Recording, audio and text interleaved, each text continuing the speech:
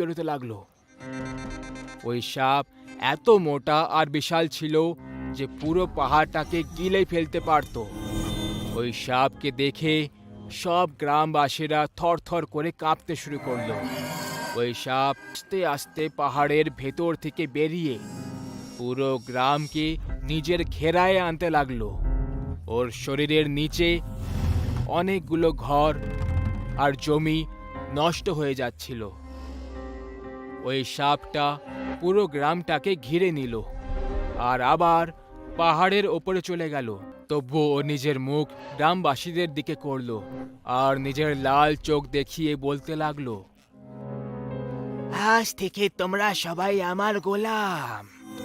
যেমনটা আমি বলবো তেমনটাই তোমাদের করতে হবে। আজ থেকে কারোর গ্রামে আসা আর গ্রাম থেকে বাইরে যাওয়া বন্ধ।